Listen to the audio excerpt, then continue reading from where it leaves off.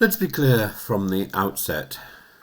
President Zelenskyy has once again accused Russia of doing everything it can to prevent a direct meeting between himself and Vladimir Putin. It's a revealing statement because, despite months of speculation, diplomacy, American theatrics, the Kremlin continues to retreat from the one forum that might actually matter to end this war, a face-to-face summit. Donald Trump, eager to cast himself as the great peacemaker and get a Nobel Peace Prize, has tried to engineer such an encounter. He's met Putin in Alaska, he's hosted Zelenskyy in Washington, he's even boasted about lining up a trilateral summit. His words, that's like oil and vinegar, capture both the difficulty and the absurdity. The chemistry is toxic, but Trump insists he will be the alchemist who binds and blends the mixture. Yet Foreign Minister Sergei Lavrov, last night, has poured water on every plan. His phrase, "There is no agenda, not ready at all," is a masterclass in diplomatic obstruction. Russia's so-called conditions are familiar. Ukraine must abandon NATO membership, must concede territory, must dilute its language laws.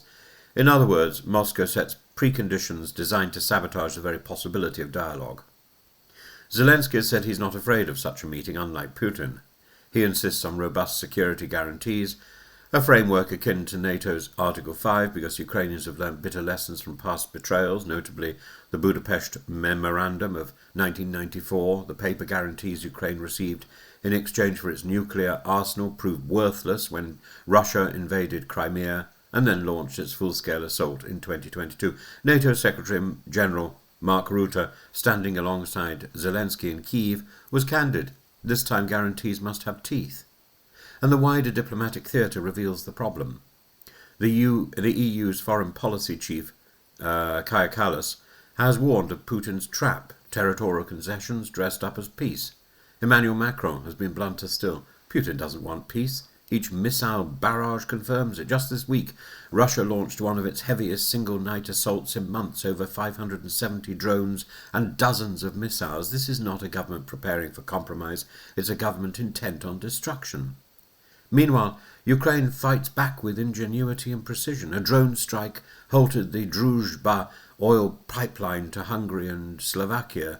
The Ukrainian Navy destroyed Russian drones in occupied Crimea.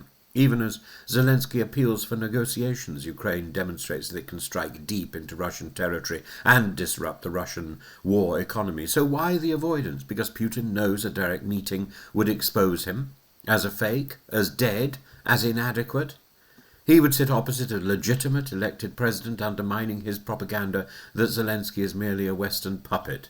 He would be asked to justify a war that has killed or wounded over 1 million people, destroyed Russia's international standing, and achieved no decisive victory. Trump, for all his bluster, cannot conjure a peace process if one side refuses to acknowledge the humanity of its opponent. That is why the Kremlin repeats the mantra, Zelenskyy said no to everything. It is projection. In reality, it is Moscow saying no to peace, no to sovereignty, no to law, no to the world. The tragedy is that ordinary Ukrainians and Russians alike are paying the price. While Putin hides behind diplomacy and word games, Zelenskyy is right. Russia is deliberately avoiding the only step that could lead to end this war, a direct encounter between leaders.